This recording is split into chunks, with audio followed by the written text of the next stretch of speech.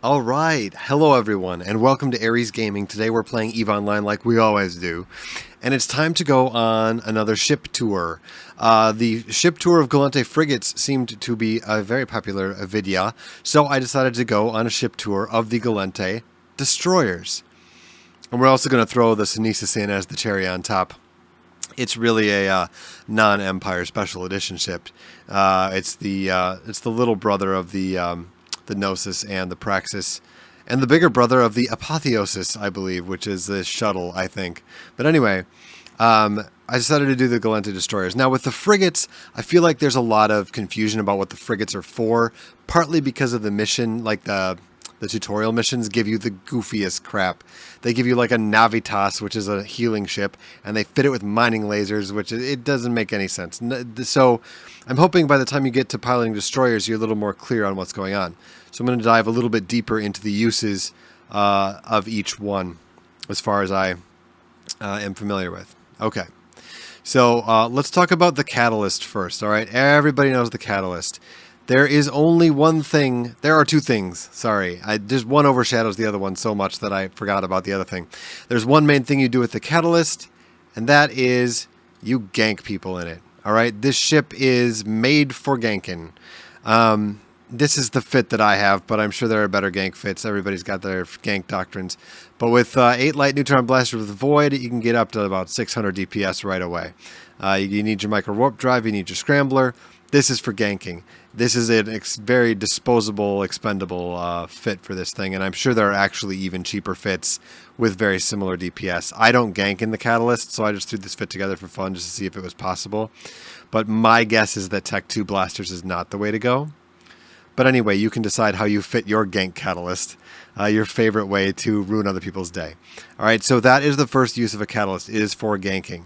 In solo PvP and stuff, and in fleets and stuff, it's basically just very thin on tank, and obviously it does good at ganking, and it's very high DPS. You could bash stuff with it if this is all you had laying around, I guess. It's a pretty cheap alternative to a lot of things, and you don't care if you lose a catalyst because hey, they're like Kleenex, soft, strong, and disposable. All right, so this is one use. The other use, is it called Garbage Truck? I have it called Garbage Truck. That's not a very good fit. What is it, Salvage Cata? Okay, so the other thing I use Catalyst for is for salvaging. I did this a lot before I was able to get into a Noctis. All right, because it's got these 8 high slots, you can fit 4 tractors and 4 salvagers. I talk about this in my salvaging video. I'm not sure this is the exact build that I have in there, but you get the point. You can also put, instead of the nanos, you can put expanded cargoes so you can carry more stuff and things like that. It's really good, nice ship for that. It's fast, and it's got a bunch of highs so you can just load it up with stuff. All right, as far as PvE stuff, I've never taken a Catalyst into a PvE anything.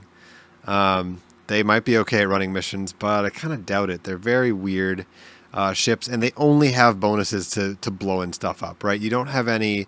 you don't have any armor repair bonuses or any sort of armor bonuses or any kind of thing that would make me believe that a catalyst is really good for mission running. Plus, they're asymmetrical, so forget it. So that's my take on the catalyst. It is for ganking, for high DPS bashing, perhaps, if you don't have anything else, and then as a salvager, which is actually my favorite role for it because I'm not a space jerk. All right, so let's talk about the other one, the Algos. I want to love the Algos a lot more than I do. I think it is a pretty solid ship, but every fit that I come up with is just lacking in some way or another. So this thing is bonused for drone hit points and damage, small hybrid charge attacking speed, and drone max velocity. So this thing's a drone boat. You're going to pack it with drones.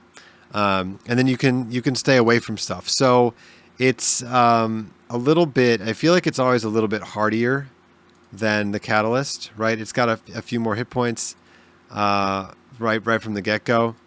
And it also has the option to be shield tanked, which the Catalyst absolutely does not have. With 2 mid slots, if you are going to tank this, you have to go into an armor tank. There's just nothing you can do with 2 slots. But with 3 mids, you can at least have an extender and an invol.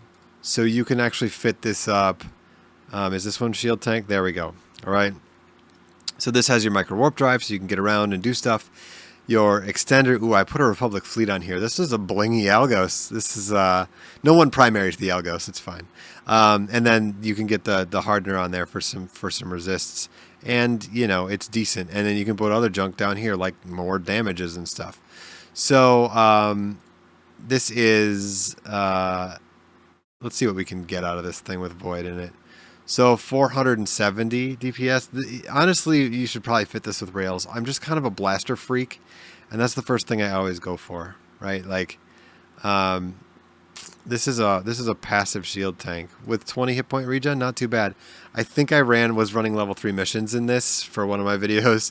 I don't remember what I did with this.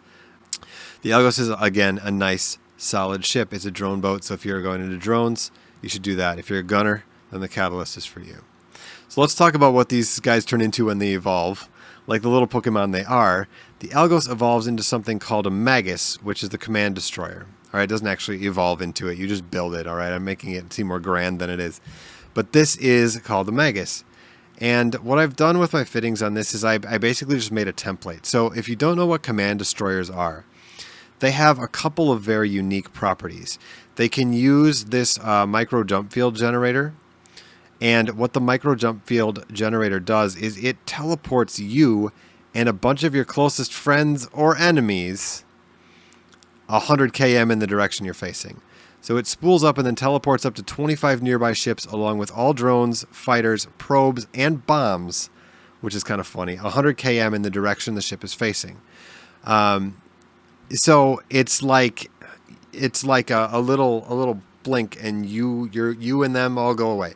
You can use this to get your fleet mates out of danger, but more often you use it to split Logi away from enemy fleets or something like that. So this is a terrible like solo ship. It's meant to literally thrive in fleet compositions. So not only does it have the micro jump field generator, which is very useful in fleets, but it also can fit command bursts.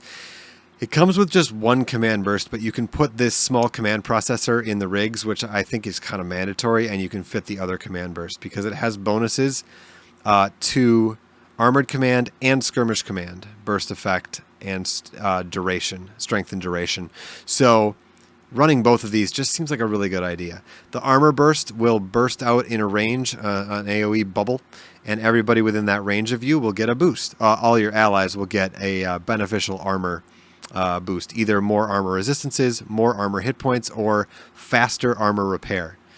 And the skirmish command is kind of similar. It gives you, let's see, I'll go right from the things here.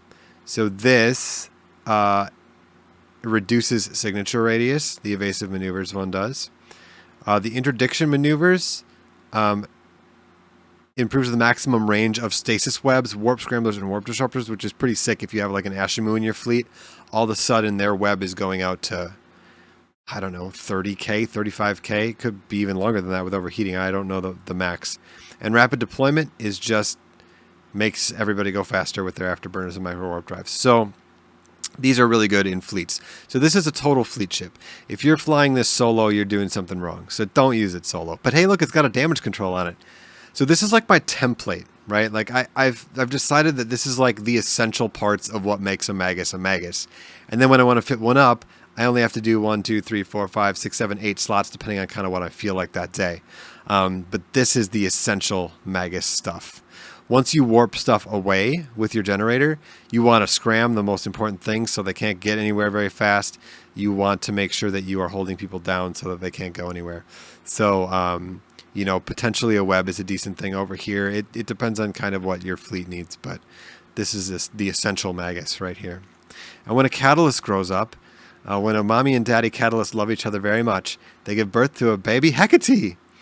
This is another just straight up jerk ship. Let's be honest. All right. So you can, this is a tactical destroyer. Now these are Tech 3 destroyers, sometimes referred to as T3 destroyers, T3 desis, whatever people are calling them on that particular Tuesday.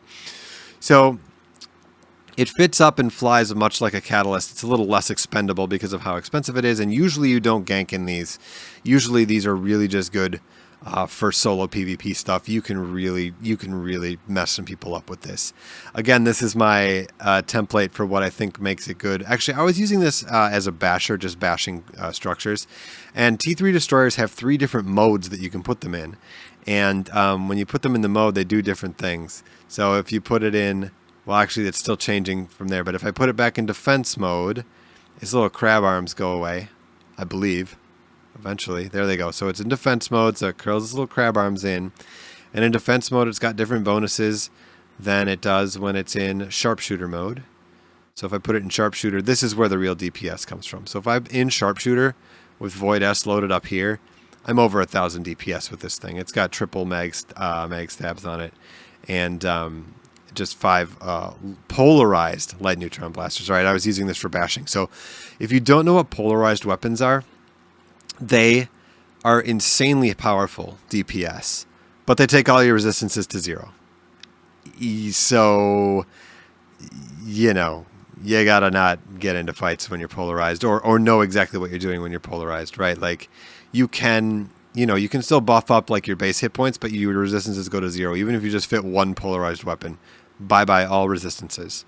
So this is it's got the hybrid collision and the hybrid burst, so this is pretty much as much DPS as I can get out of this thing. I think I could get more with 1 more level in Tac Destroyer. I think, what does this give me? 3% bonus to small hybrid turret rate of fire. Yeah, so I don't think my Tac Desi is maxed out. I think I'm at 4, so this can go even higher than this. And with implants and drugs and stuff, this can get pretty silly pretty fast. Like I said, this was for bashing structures when I knew nobody was going to come contest, just because I wanted to get it done as fast as possible. But there's lots of Hecate builds floating around out there, and that's what this thing is.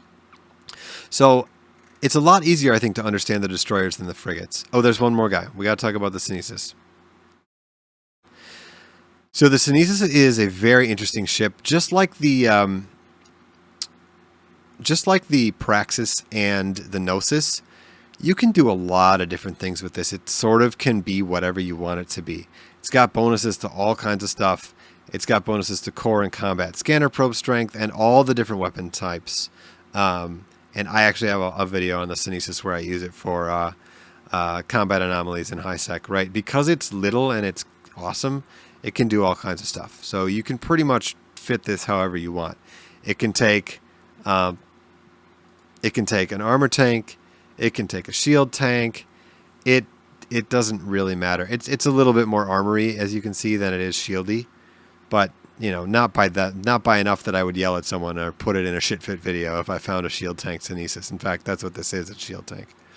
Because remember, when you shield tank, then your lows are open for more fun stuff, like damage mods and things. There are no damage mods that I know of in the mids, right? You have to get your damage from the bottom. So this is a passive shield tanked thing that can run anomalies pretty good. I think I was doing 3 of 10s in this. Could probably do 4 of 10 if you're careful. And also, it's also a decent because it can fit the expanded probe launcher. It's big enough to fit one of these guys. You can use this to blow up MTUs. So that's why it's called Garbage Collector. It's got decent DPS, and it can launch, do the expanded probe launcher, right? Because it has an increase in combat scanner probe strength. So I use it to hunt MTUs sometime and blow them up that way. Because blowing up MTUs is fun. Photonic upgraded. I must not have been able to use the Tech 2s. I bet this fit could go even better, maybe. Maybe we can get away with 2 Tech 2s instead of this. When I built it, I must not have been good skills. Nope, you can't even get away with that. What is this? I even have dual processor overclocks there. But yeah, 3 of these is overkill, but something like that. So whatever. These are the photonic upgraded are cheaper than the other ones, so that is the best, I suppose. And I guess if you're using it to hunt MTUs, you don't really probably need the micro warp drive on it, or But I wanted to make sure that I could keep shooting it forever. So some of this stuff is, yeah, this fit's not amazing. Let's not stare too hard at it. If I redid this now, I probably made this 4 years ago. If I redid this now, it'd be a lot better. Please forgive me. I might have to. You know what I'm gonna do? I'm gonna. I'm gonna feature this in my next ship it video. I'm gonna do my own ship in Ship It 3 because that is a hot mess, and we are just gonna do that. We will make it better. I swear to you, on my loins. No, that's no good. We can't do that. Not in today's day and age. I swear to you, on my mother's grave. She's not dead, so that's gonna be awkward.